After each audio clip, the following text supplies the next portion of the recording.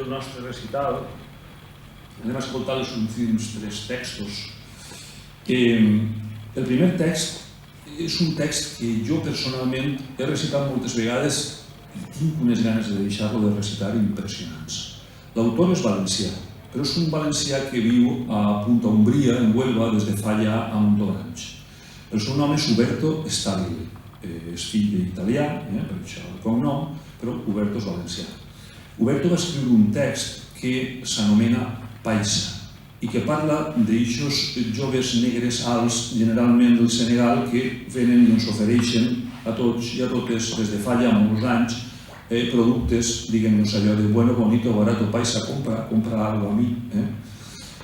Huberto Stabile va escriure aquest text fa 15 anys aproximadament i més d'una vegada ho hem parlat que tant de bo jo recitaria un poema, però tant de bo deixava de recitar-lo. Malauradament pense que no l'anem a deixar de recitar, però els nostres joves també és bo que el coneguen. Aquest text que parla d'aquest jove que els he dit i d'un jove racista, autòcton, que bé, en fi, més val la pena que escolten el text d'Huberto Stabile i coneguen el poema mitjançant la veu del nostre Rapsoder.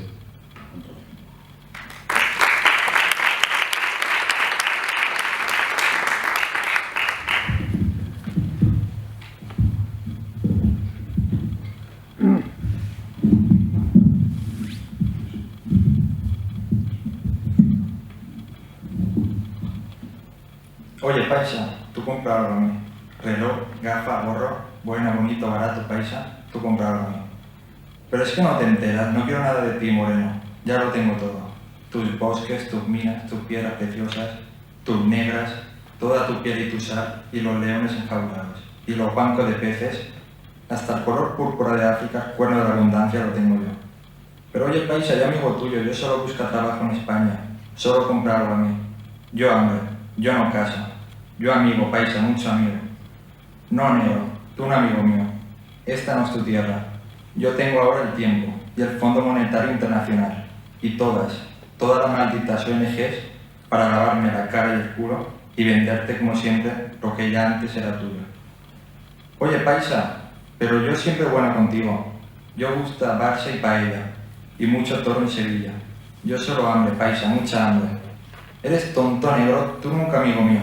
Tu hambre me da de comer, tu sed llena mis piscinas, tu mujer calienta mi cama, tus heridas de bala las fabrico yo. Yo soy tu virus del SIDA, negro, yo soy el blanco de todas tus pesadillas. No, paisa, no, yo siempre amigo tuyo, yo cuidaré en tu familia, yo solo tener la vida, mucho querer y amor y sonrisas, que paisa ya no tiene, solo eso, paisa, la vida.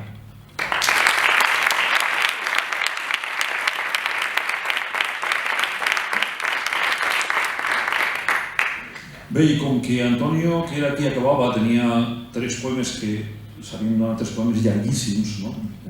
Ja en els assajos pensàvem que del mig l'anaven a fer més curtet i va recitar un poema que és meu. I és un poema en el que parla de coses, molt curtet, en el que parla de coses que al meu parer ens calen per poder compartir un món més amable. T'escoltem, Antonio. Cal la mà que acompanya i cal la mirada que no enganya. Cal la llum i les ombres que una llum a les fosques sovint obri portes. Cal xiular la cançó i ser lluna de poeta i vessar d'il·lusions. Cal ser sobri per a viure i ebri per a riure. Parlar per un i abraçar per dos. Mirar als ulls i respectar a dos. Cal ser l'altre i anomenar casa al món.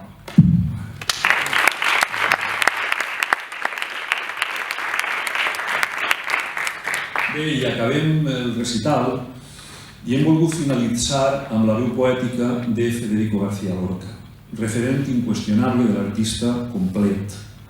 A més, nosaltres, quan vam estar en el seu centre, en el centre Parra, veritat, i ells, el primer contacte que tingueren, encara que jo no els coneguera en aquest moment, va ser recitant precisament a Federico García Lorca, i a Sant Andrés Estelles. Per què? Doncs perquè també estaven l'alumnat de segon de batxillerat i ells que estan en primer, l'any que ve també hauran treballat i hauran escoltat amb això i tindran ja més presents a aquests 2 autors.